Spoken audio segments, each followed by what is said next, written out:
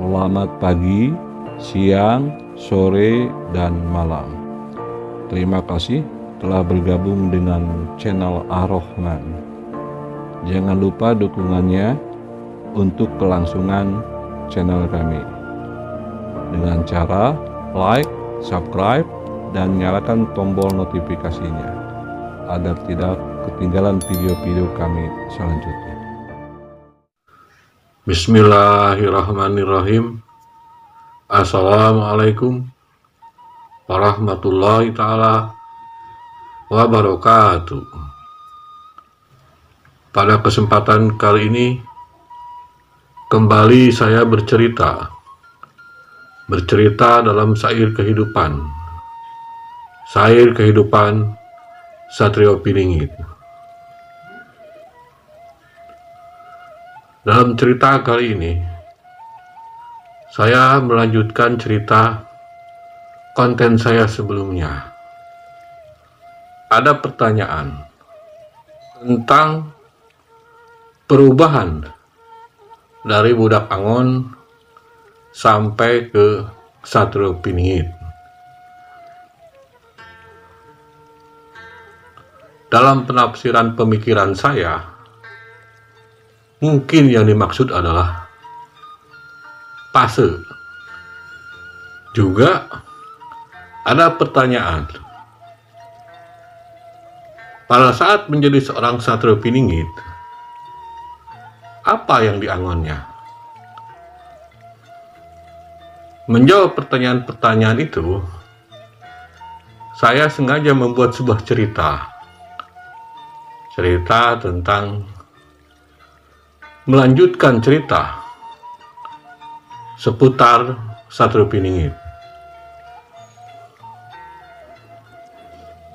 Jadi, saya hanya sedikit memberikan gambaran proses perubahan dari Budak Angon menjadi Satrio Piningit.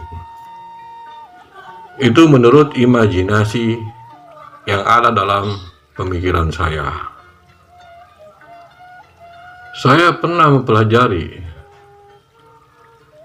tokoh seperti Prabu Jayabaya. Dalam ceritanya, Prabu Jayabaya adalah seorang peramal yang hebat.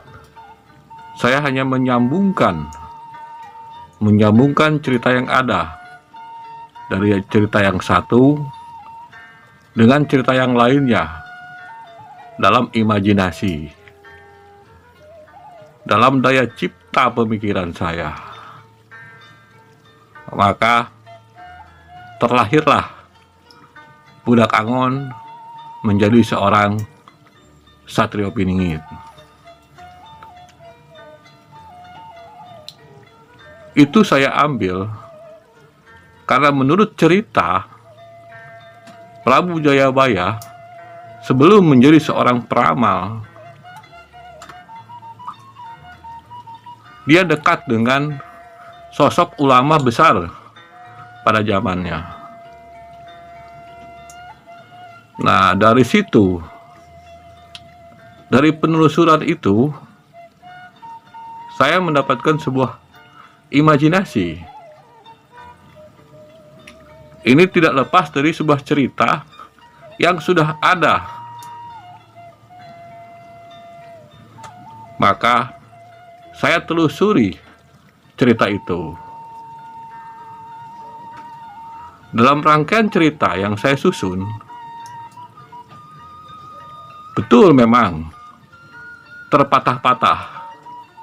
Satu buku mengatakan A, satu buku lainnya mengatakan B.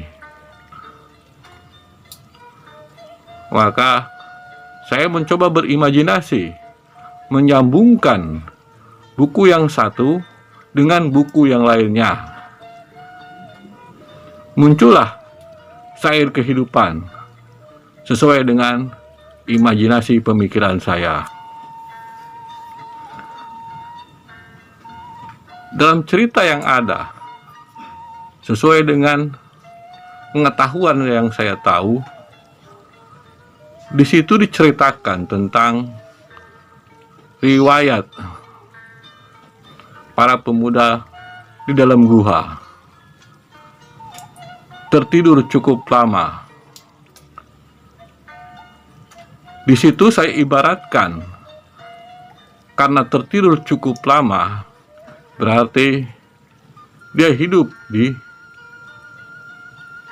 alam malam. Pada saat seperti itu, imajinasi pemikiran saya, mereka adalah budak Angon. Lalu mereka terbangun dan keluar dari gua. Nah, pada saat terbangun, imajinasi pemikiran saya, mereka telah menjadi seorang Satrio Piningit. Dalam cerita yang saya tahu,